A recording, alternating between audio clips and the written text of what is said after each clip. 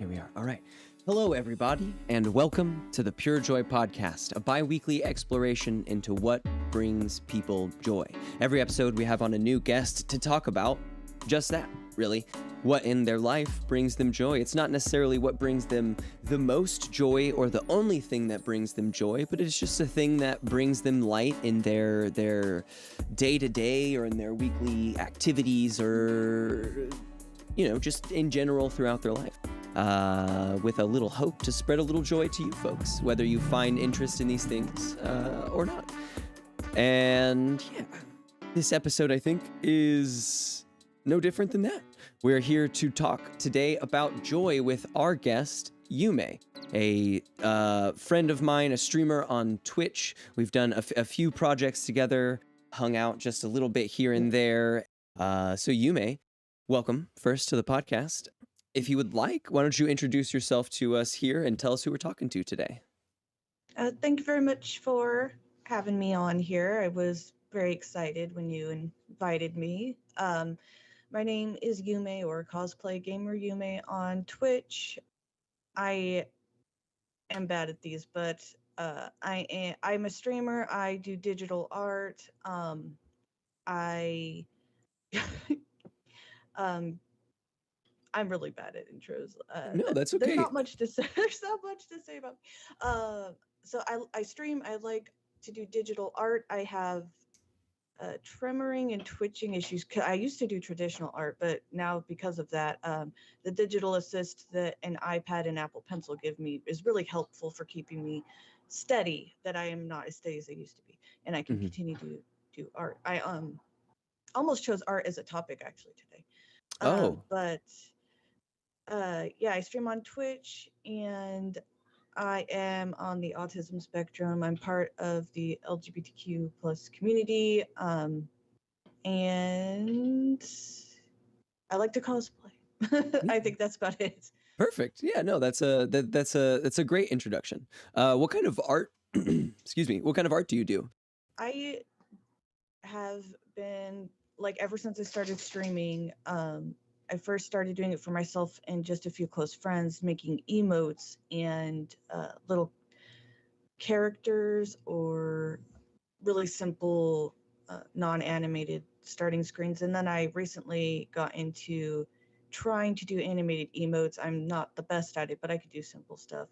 But I do a lot of cartoon anime style, mostly emotes, but I could do whatever. Yeah, sure. Great. Okay, well, that's perfect. Welcome again to the podcast.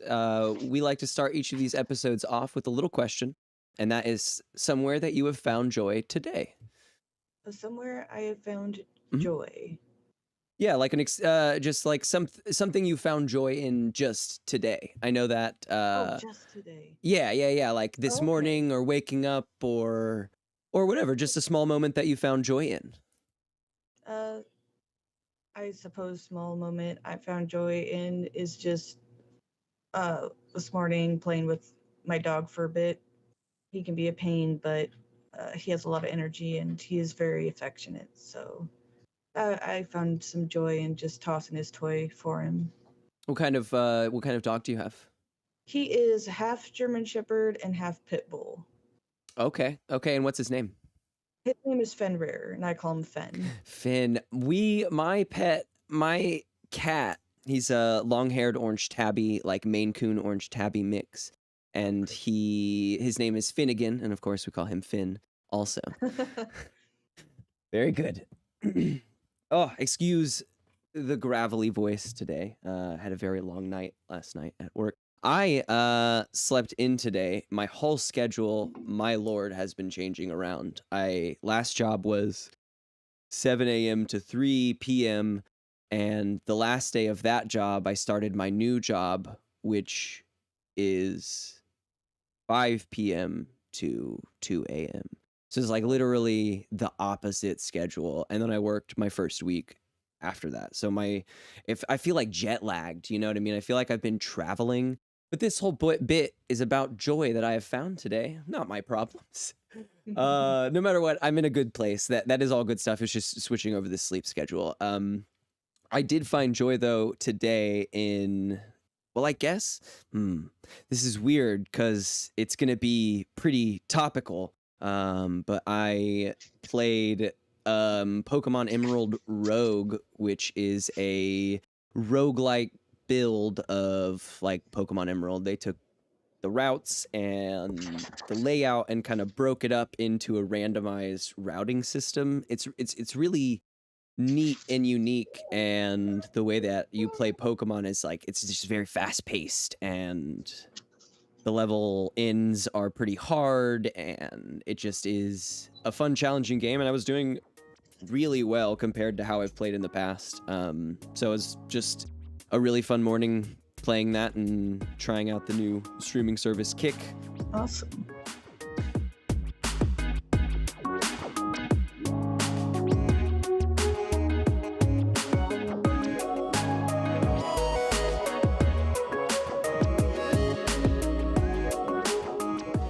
So our joys of the day out of the way. What in life brings you pure joy? What in life? This is our topic at hand. Okay, I was about to ask. Yeah. So in life, all throughout my life, something that has brought me joy is Pokemon. Just as you were talking about playing it, ever since I was about 10 years old, like very, very consistently, Pokemon has been an escape and brought me joy throughout my whole entire life. Yeah. What was that like starting for you at 10? Like, where did you start in the series? So it's really funny because I was 10 and we actually had just moved cities from a small town to a city that is the capital of the state. And Huge. Small to big.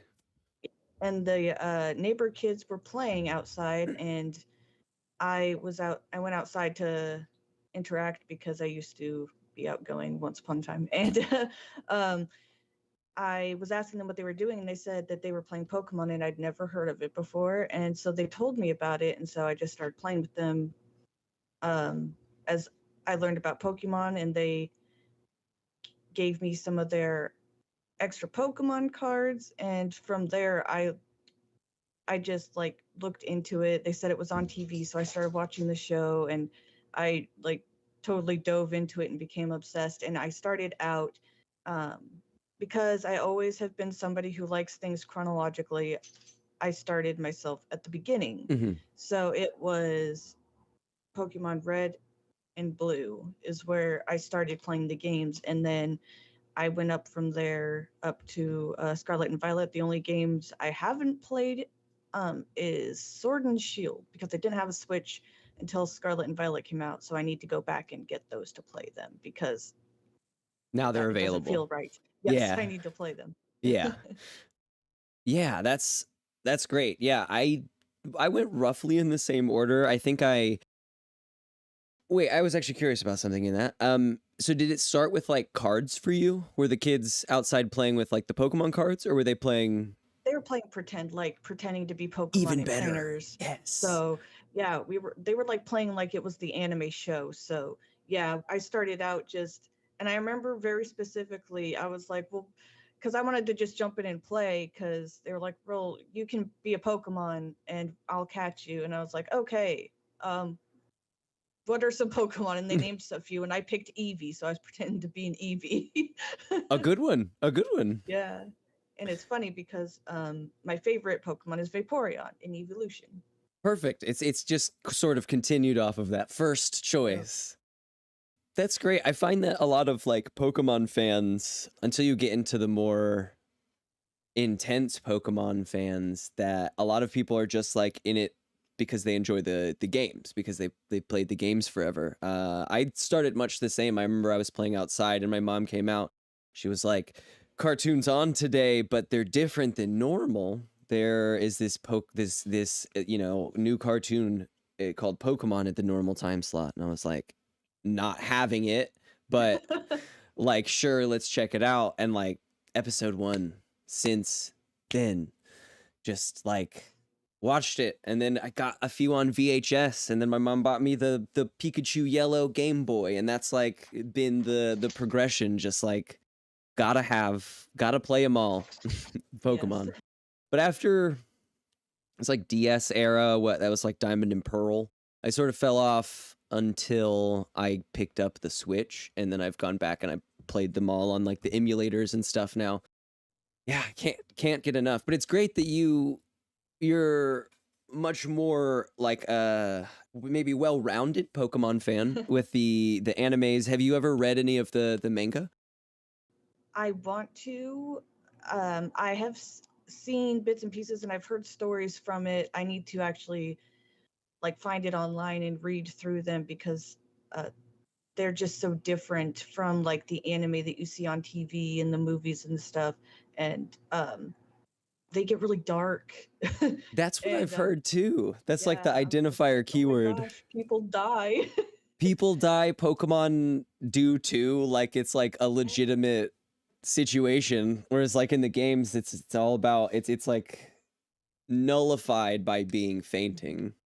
Yeah, it's much more lighthearted. Like until it got to Scarlet and Violet, which I love that storyline. I won't give spoilers, but the ending, it got me. It Mm-hmm. got me. Mm-hmm. Really solid. Really solid. I love the moments in that game where you're going through and there's like because for me it didn't the like reveals at the end I didn't realize that was about to happen until like I was on my way down to the reveal. There was like a moment in there where I was like, "Oh no. Oh no. Oh no." And then we just kept going down and things kept like going down that path and I feel like that was just like really good. I've never really felt that in a Pokemon game. There's not been like a huge mystery for the player, I feel. Yeah, they took a really big step in going the direction they did, and I'm glad they did. And I know people complain about the graphics, but it seems like they prioritized the story, and I'm really glad they did personally. I mean, compared to the rest of the franchise, the graphics are significantly better than the normal Pokemon games I play. Pokemon Emerald Yeah. Rogue today, for instance, like True. And coming from a game where I was playing Red and Blue and doing purposeful hacks to get the glitchiness, it was more nostalgic than anything to me when glitches happened. mm-hmm. I yeah, I don't know. I thought like, yes, I'll give you that.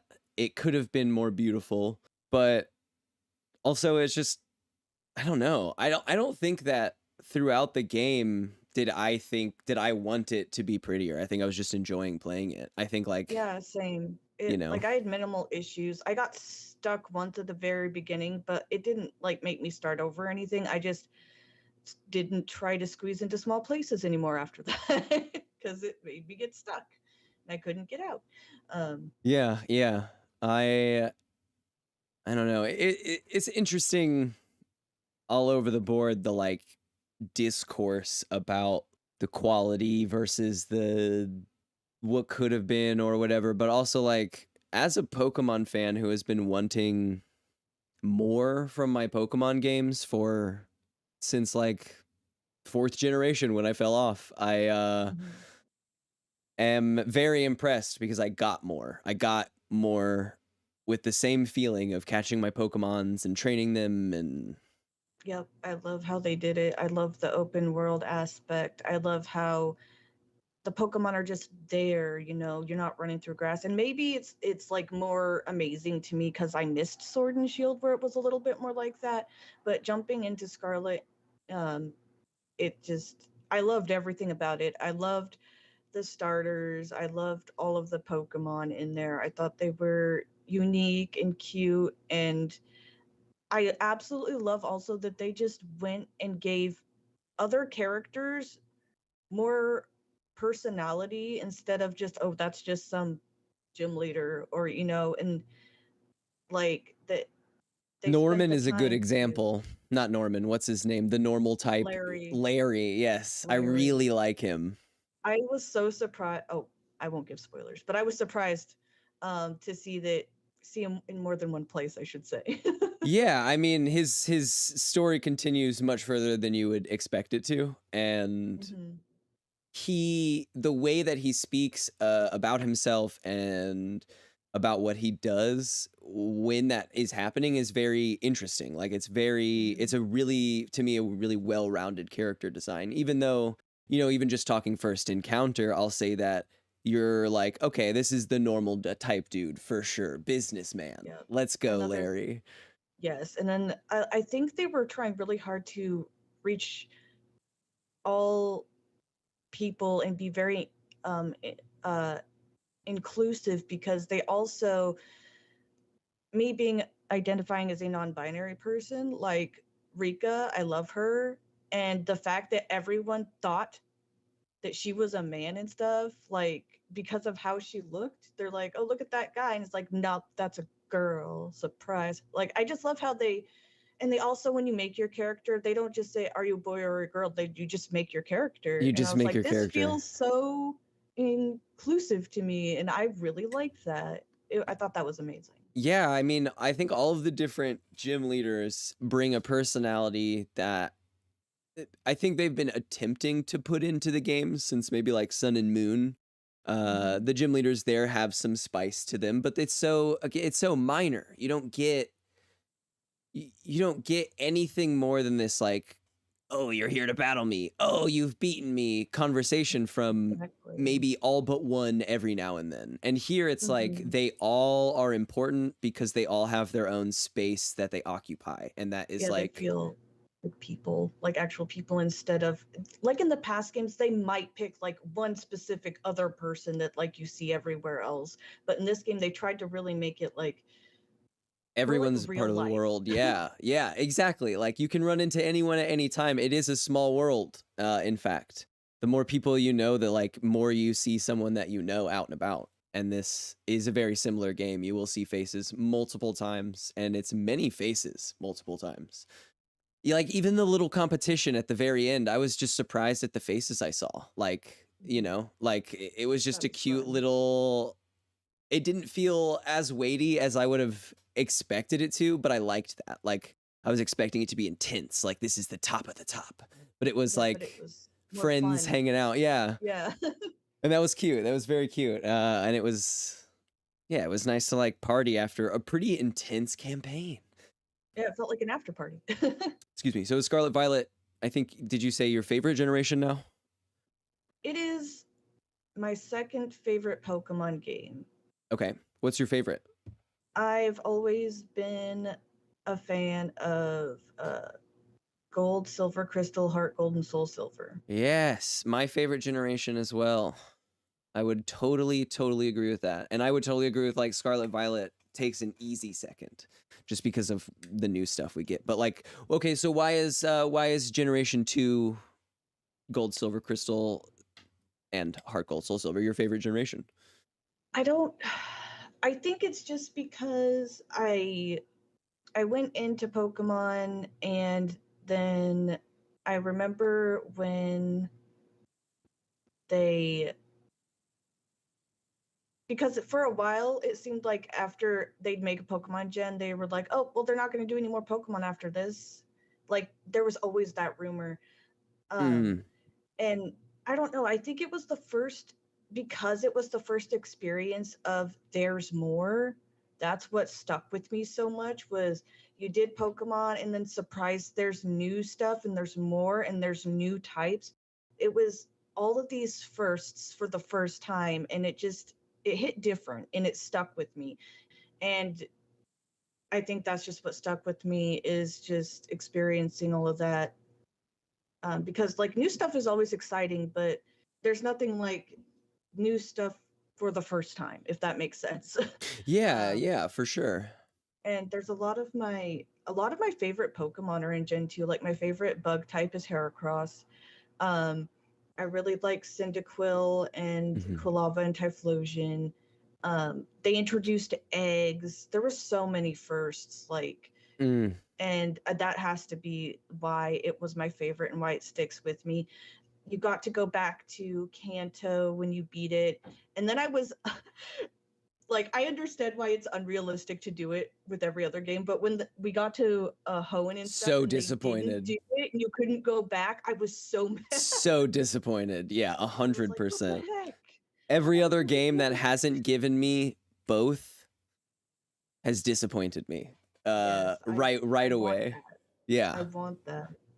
That was like one of my favorite parts of the games was the fact that I got to go and still travel to other regions. Like even if it was DLC you had to pay for, I would still pay for it if I could do it Mhm. in Sword and Shield or Scarlet and Violet. Mhm. Definitely, 100%.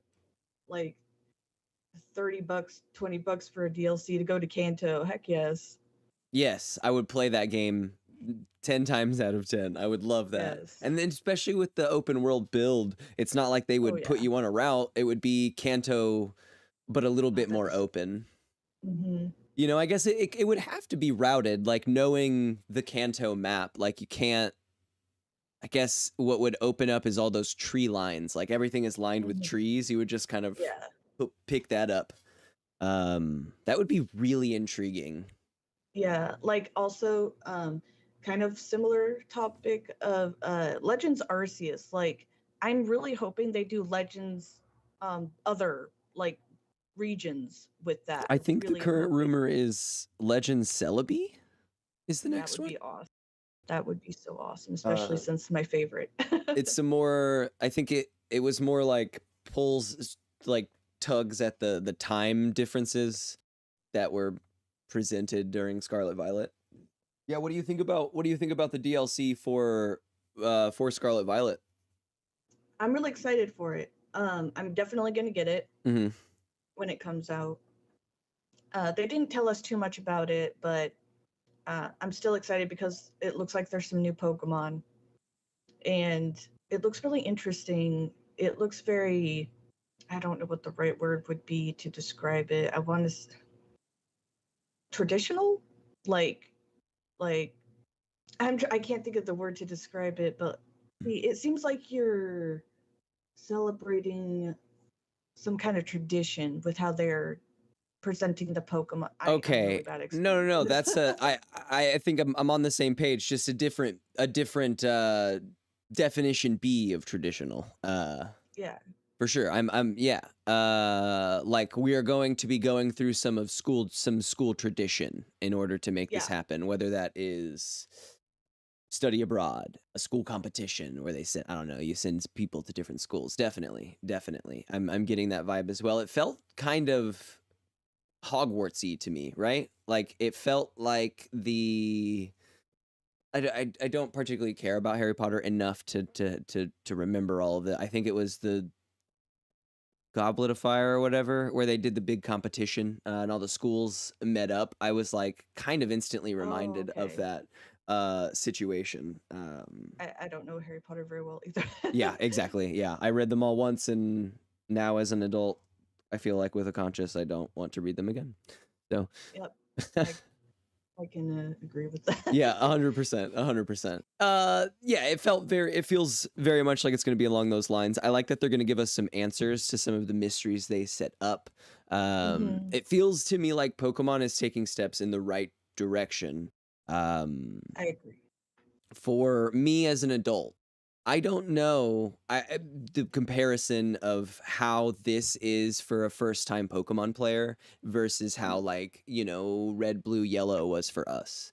Because it was so I think simplistic to learn, and then everything new has been really easy to pick up, whereas like this might be pretty intense. There might be a lot more going on in Scarlet Violet for a first-time player.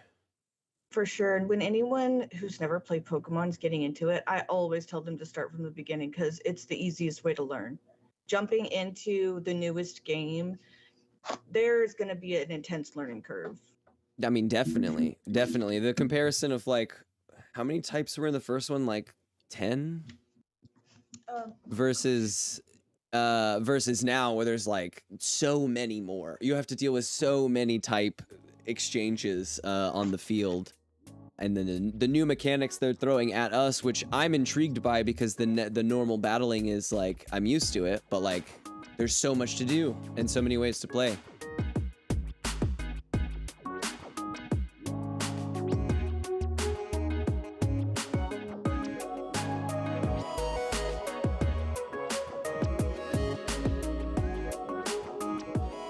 what do you think the worst generation is? What's your least favorite generation? Have you played them all? I've only not played Sword and Shield. No, right. So I'm probably not going to be liked for this, but my least favorite is my least favorite, I was going to say Hoenn, but actually is Sun and Moon. I wasn't particularly a fan of how you did those little trials as opposed to gyms. I just wasn't a fan of it. I don't think it's bad at all. It was different, and I just didn't prefer it. But before that, I used to dislike Hoenn because I am not a fan of all of the surfing and all of the diving that you had to do. Me too. Ugh, I was never like on the fan base of Hoenn. My least favorite has actually always been Gen 4. I fell off. I like wasn't particularly interested after I finished it. Introducing the god of Pokemon is very wild to me. It's too much for me for this, like, I don't know. It's just a little too much for me. Yeah. I don't mind the Team Rocket, and I don't mind big machinations on like Palkia. I understand that that's like almost a god of time, or god of space, but like, I don't know. Arceus feels like a step up, and I didn't really particularly love that. But I also agree that like down on my list pretty low has been Gen 3 as well, just because of there's far too many HMs. Far too many HMs. That they strayed away from like HMs in the later games, and like in Scarlet and Violet, you can just fly to specific destinations with the little flight service thingy. I like that a lot better for fast travel than trying to get an HM and trying to have a Pokemon that can learn it, and yeah, have that in your party to access specific areas. Yeah, I totally agree. Especially now that I do a lot more like challenge runs, I like some of these later generations. The first generations are tough because like Hoenn is really hard, I think, as a Nuzlocke, because at some point there's not too many Pokemon that can learn Cut before you need Cut.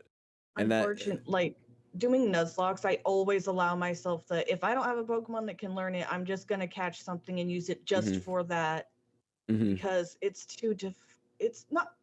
just too annoying otherwise. yeah, frustrating is definitely what it is. There's like I won't do it until I have to. Like, I think I was blocked entirely at one point because I didn't have a Pokemon that can learn Rock Smash. And at some point you just can't go forward because there's 2 rocks in the way.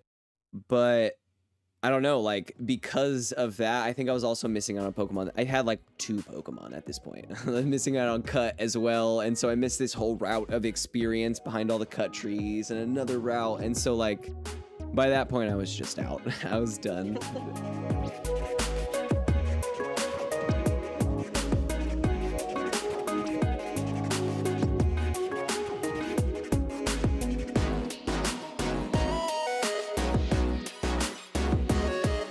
we've talked a lot about the various generations here and there.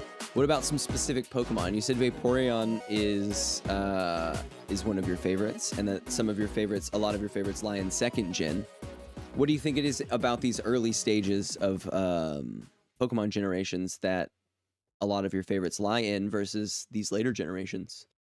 Probably just design, and then typing for sure. Like, I think Heracross he's a great Pokemon to have on your team. He's a bug and fighting type, and he's strong, and I think he has a good design. It's simple but cool. He's a longhorn beetle. Really neat. Yeah, and I always get excited when I because I can't always recognize what the heck they're trying to go for, or they go for something weird when they make something new, like Trubbish. But it's neat when they design something after something that's obvious and then cool, like the longhorn beetle, or in Scarlet and Violet, I like Flamigo, the flying fighting flamingo.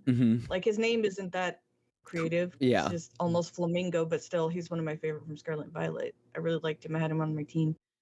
I would like Cyndaquil. I thought it was cute. I love all the evolutions. I am always disappointed when they come out with a new gen and they don't have a new evolution to go with it. I need a feel like Dragon there's Eevee. It's shocking to right. me that there is no Why is like, there not more? Why are you not doing this? especially because they There's gave us like stones to interact with to evolve Eevees, like Glaceon, Leafeon. Like it's not a leaf stone; it's this stone in the wild that you touch, or if level up Eevee around. There's no reason they can't introduce like a dragon type event like that. I don't know if that's a yeah, stone, but a dragon type event or a, or ghost type or something. ghost type, a steel type. Where's our steel Eevee? What's your least favorite evolution? You like them all. Your favorite is Vaporeon. My favorite is Vaporeon. I do like them all, so I don't dislike any, but I guess if I had to pick an order, Glaceon and Leafeon are probably down there. I like the originals. I really like Umbreon a lot. Like Umbreon's my second favorite. Umbreon's so But cool. I like Jolteon and Flareon and Espeon and Sylveon's cute, and Leafeon and Glaceon are cute too, but I like the others more. Sure. I think Leafeon's the bottom of my list as well. I think it's just like a little not quite enough for me. I feel like like using Flareon, Jolteon, Vaporeon, they all very much exude that element. Glaceon really fair. Like I was shocked at Sylveon. Like how do you do fairy and pull it off as like Right. a fit? I don't know. It's just like so unique.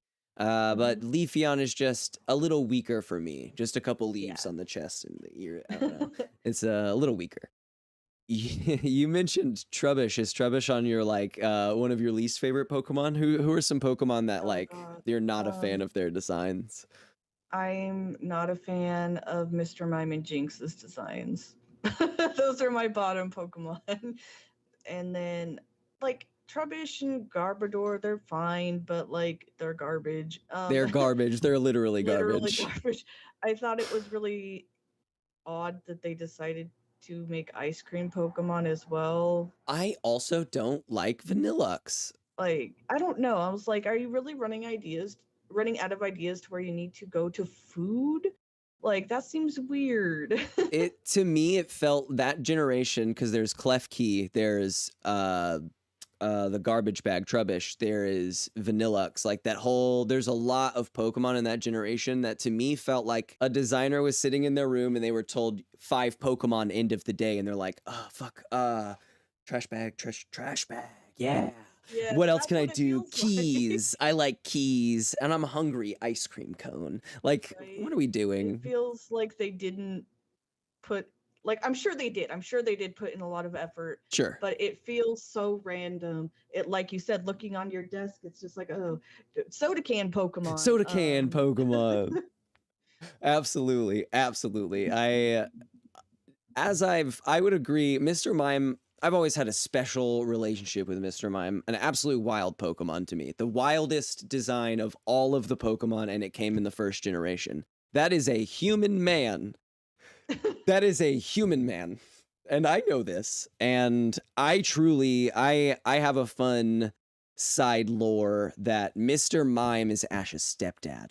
That lore. It's my favorite one. What? Come on. This is a human man.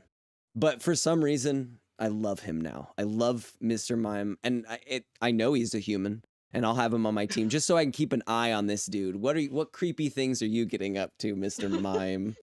Like, he's a good Pokemon to use for sure, but like ever since I was small, I was just like, well, and I've never liked clowns, and he's looks like a clown, and I'm just like, I don't like that one. All design on that is a nightmare. Blaspheon, I thought was a much better clown, and that came in like Sun and Moon. It's one of the like Ultra Beasts. Yeah, that one I'm okay with. Yeah, I thought that was a much it's weird, but I'm okay with. I'm just like, ooh, you're bordering there. Yes, Mr. yeah, Clown. definitely. But Mr. Mime is just like very clown, and Jinx also is a wild design. I don't know how I feel about it. I don't like the ones that are too human, I've realized, because it doesn't feel right. It starts to not feel right. It starts to not feel right. What am I doing like, fighting you against a friend? Mr. Mime, punch that Pokemon. Okay, man.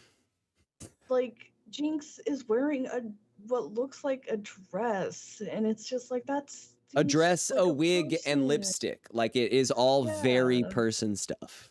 I don't want to assault a person. Like that seems. I'm not gonna get into it, but it just seems It seems really wrong weird. compared. I mean, I don't know. There's a lot of like dark ways to look at Pokemon, but that just takes it a step further. It really brings Yeah. like, I don't know, beating up people into it. I don't know. It's just weird. It's very strange. Yeah, I don't know. A lot of my least favorite ones came later, like Klefki, Vanillux. I think Trubbish is cute, but also like I still garbage bag Yeah. Pokemon.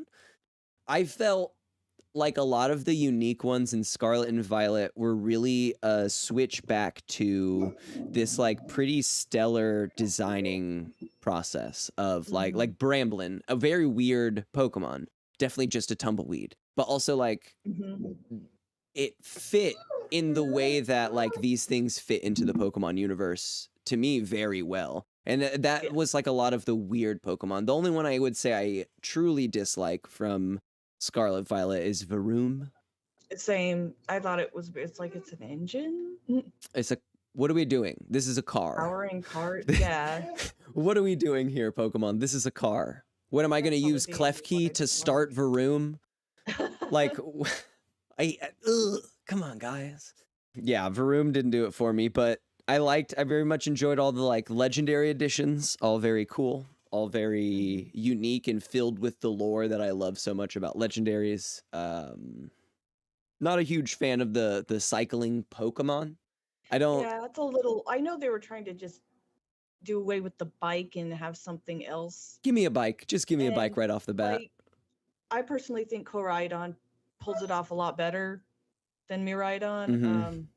But still, it is weird. It's like, why does he have to look like a bike? Why can't I just ride him around? Like, I'm okay. Exactly. I wish people were just like riding a Tauros or like, you know, like a Rapidash. A Rapidash. Yeah, exactly. They're just like riding a Pokemon, then building a Pokemon race to be subjugated in the way of being everyone's bike. Cyclizar as a whole is just there to be a bike. Yep. And it's just weird to me. Odd. On the subject of Scarlet's Violet's pretty decent legendary list, who are some of your favorite like legendary, I don't know, there's always like a legendary trio or duo or a legendary squad. Who's like some of your least or some of your favorite of those legendary squads? My favorite of the legendary squads is definitely Gen 2, Raikou, and Suicune. Okay. I really like them the best. I like Suicune a lot. The legendary birds are cool too. I wasn't a huge fan of like Regirock, Regice, Registeel. I was like, giant rocks, cool. And then Regigigas, like, yeah. Come on. So yeah, those were probably my favorite. And then my brain is not working, so I can't think of any others right now. Yeah, I think honestly, because like what there is the there's like Dialga Palkia, Giratina Cresselia. Oh, Giratina, yeah. Giratina I thought was cool. Giratina's pretty neat. There is the Landorus, Tornadus. Oh yeah, I didn't like those ones. I thought it was weird. I was like, are they genies? What are they? They're genies, right? That's the vibe I get 100% off of that. It's just like genie Pokemon, and I'm, I was very meh about it as well, and they didn't seem very unique from one. They seem too similar, you know, like the designs and everything. It's like you are basically the same but different colors. It's like back to the Regice, Regirock, Registeel thing as well to me. Is that they're all the same, too similar. Like if one was a Regifire, a Living Flame, that would have made the trio automatically cooler. I feel just like a little bit more diversity there would have. Yeah. Speaking of the similarities, I just remembered Azelf, Mesprit, and Uxie. Those ones again were just like, they're Walmart brand Mew. What is this? Walmart brand Mew. They were trying really hard to follow up the incredible design of Mew. One of probably my favorite overall Pokemon. Oh yeah, Mew's great. Love Mew. Just a cute ass flying cat. Love that. I love it. It's so adorable. I've gotten into some verbal toughs with folks over like Mew versus Arceus. Like I wouldn't do that with another Pokemon, but I love Mew so much. What type trainer do you think you would be? I feel like all of the games type, trainers usually, or like gyms, I guess, are mostly type, but a lot of trainers like a hiker, that's kind of typed, bug catcher Okay. typed so much. What kind of like type trainer do you think you would be? I guess like an ace trainer, Okay. like a tougher trainer that has just kind of random Pokemon, whatever they like that is strong that they've been training. Nothing that's like just a specific one type of Mm-hmm. Pokemon, like a Fisher only has water types, a bug catcher only has bug types, Yeah. kind of thing. No, Ace Trainer is a great pull. Who do you think some of your favorites would be off the bat? Besides, I guess, Vaporeon. Besides Vaporeon, like Typhlosion and Heracross. I like Dragonair a lot. Mm. I think I was disappointed when Dragonite wasn't continuing the like snaky form, but Dragonite's still a good Pokemon. I really like Torterra as well. Okay, yeah. That's a good Um, turtle. That's a good turtle. I feel like I see you on the victory road here on the way to that Elite Four. yeah, that's where I'm hanging out. Just doing some back training before you head on in. I feel like I would be a dragon tamer. Because I only love to challenge myself, and I guess if it's not an extreme challenge, I am less interested. Yeah, Dragonite, my absolute favorite. I love Dragonite as far as the dragons go. They're all pretty good. I even enjoyed, although the design felt sort of copyish to me, I enjoyed Baxcalibur. I don't love the name, but Oh yeah. even though it was kind of copyish of Tyranitar, I felt it changed it up just enough that I was like super Mhm. down. Because I feel like they've all been pretty different. Garchomp, very different from Very Dragonite, good. from Hydreigon. Like they're all so unique Oh, that Hydreigon's a good one. that Baxcalibur felt a little weak for me, Yeah, a lot of people design wise. I still not like a him. fan of Yeah, Baxcalibur I think, but that's still alright. It's still a good Pokemon. he Still, was I on my think final pristine. team, no doubt. Uh, Okay, well, I think that was a pretty good conversation on Pokemon. Got to pick your brain about your favorites, your least favorites, designs, games, storylines as well, etc. I appreciate you making the time to come on out. As we begin to wrap up here, why don't you summarize sort of for us what about Pokemon just like brings you so much joy, where you think someone on the outside, maybe if they've never played Pokemon, could find joy in this topic? yeah, Pokemon brings me joy. It's been a part of my life since I was a child into adulthood. It is the type of thing where kids, teens, and adults alike can all enjoy it. It's for any age. Can challenge your brain on different levels. You can do casual. You can make it more intense and get into the IVs, EVs competitive play. Uh, there's a level of it for everybody. There's even the side games. If you don't prefer the mainline games, you could do Pokemon Mystery Dungeon, Pokemon Ranger, Pokemon Coliseum. There's a lot of different variations of Pokemon. There's even Pokemon Puzzle League. We didn't even talk about So all the side games. Good lord. yeah, there's tons of them. My favorite side game is Coliseum. I wish they would remake it. They need to so bad. That whole generation. They're also, I don't know. Sorry to break up your train. That Coliseum and Gale of Darkness are the two most expensive Pokemon games.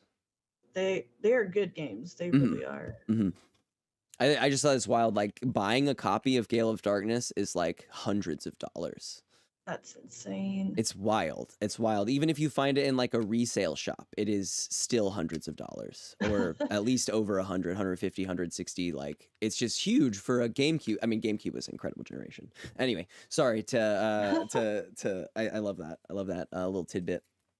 Definitely a great game, but Pokemon it has so much to it, so much variety. It's been going on for so long and so strong still. And I hope that it's something that will continue to bring me joy as I get older and older. And I really hope it never stops. Most things, like, I feel like this should come to an end, but Pokemon has been something consistent enough and doing well enough that I feel like it could just keep going on forever.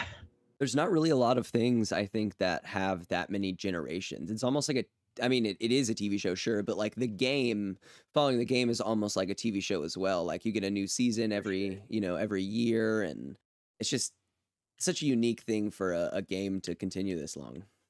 Yep, there's so much. There's like, and even if you don't play the games, there's the show, or you could read the manga. There's just a lot of aspects to it. There's a trading card game, and yeah, so There's so Pokemon much to brings me find joy. joy in. Yeah, yeah. There's so much, and I think there's something for everybody when it comes to Pokemon. Definitely. Definitely. Okay, so then maybe in a secondary in closing, why don't you talk to us a little bit about your streams, when you stream, what you stream, where we can find you? Well, I stream on Twitch Monday through Friday, 7:30 Pacific Standard Time to about 9:30 Pacific Standard Time. I do Pokemon on Wednesday and Thursday. Right now, I'm playing through Dead Space 3 with a friend of mine, the Tomato Crusader, on Twitch. So right now, Wednesdays is actually Dead Space 3, but usually Nuzlocks are Wednesday and Thursday. I'm playing through Legends Arceus on Monday right now. And then we're going to go through all my Switch games, which I only have 5. And I'm finishing up Dishonored on Friday. I do horror on Tuesday. I'm going out of order, sorry. No, it's okay. I do horror playthroughs on Tuesday, or horror-esque. I'm playing through The Sinking City right now. I upload on YouTube and TikTok. I pretty much put my content everywhere, and Gamer Yume on Twitch, or not Twitch, sorry, YouTube. Cosplay Gamer Yume on Twitch. I'm very inclusive, LGBTQ plus community. A lot of my community is neurodivergent, in some way or another, ADHD or autistic, etc. And we're just a very welcoming, open-minded, inclusive community. Very chill, no drama. My streams are very mellow, kind of relaxed, can get very out of context and funny. One of the things one of my mods likes to do most is just do a bunch of out of context quotes and add them to the stream, so you can just get these random quotes with exclamation mark quote. Yeah. Perfect. I appreciate you making the time to come on out and talk to us today about Pokemon and just sort of sharing your experience there with us, and maybe hopefully helping find someone else a little bit of joy in this topic. Yeah, thanks so much for having me. Absolutely. We're going to do some close-up stuff here, but I'll reach out to you soon and we'll chat about it. All right. Awesome. All right. Talk to you later. Bye.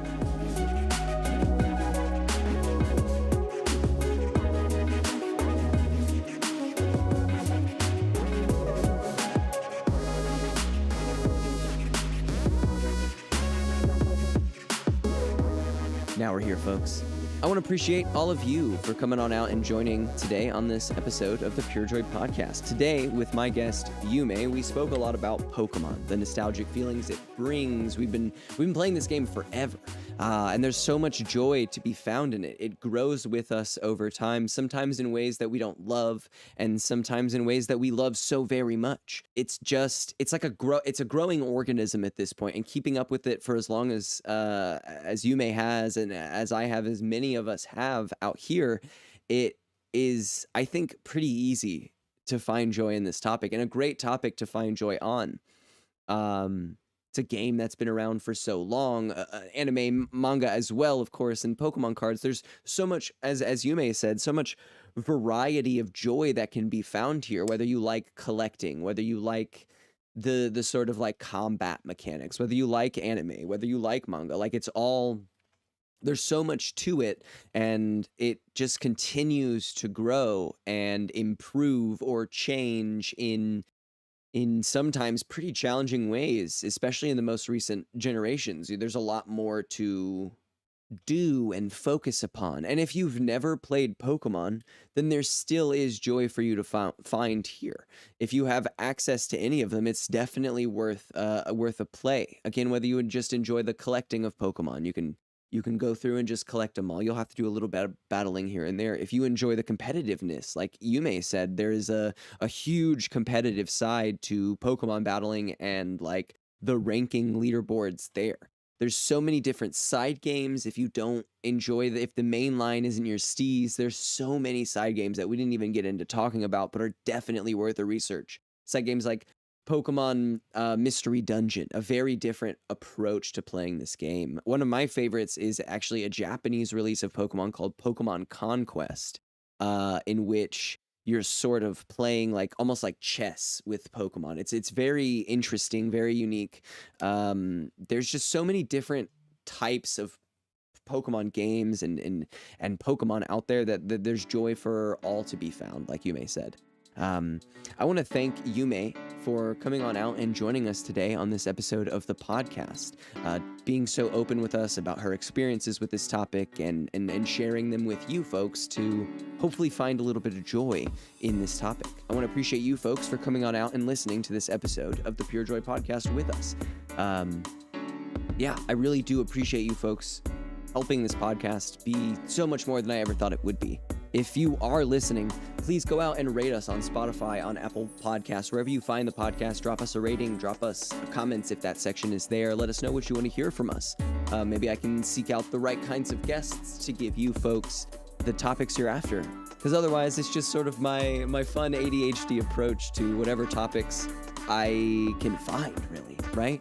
It's always interesting, like what topics I'm going to find for the next episode. I truly don't know when I go looking, and that to me is one of the most exciting things. So I appreciate you folks joining me on this journey. And I also want to thank MioWnize and Merda for letting me use their music in the edits of the podcast. We're talking the intro and outro, which is Missions by MioWnize, and the transitions are all Little Thing by Merda. You can find these artists on Spotify, on Soundcloud, on YouTube, wherever you find your music. There's probably something there for them to find. Go out and support them. Give them the same kind of ratings. They're so gracious in letting me use their music. I'm very appreciative. And yeah, folks, I think that's going to do it for the episode. But I really appreciate you folks coming on out and joining on this episode of the PureJoy Podcast, and we'll see you next time.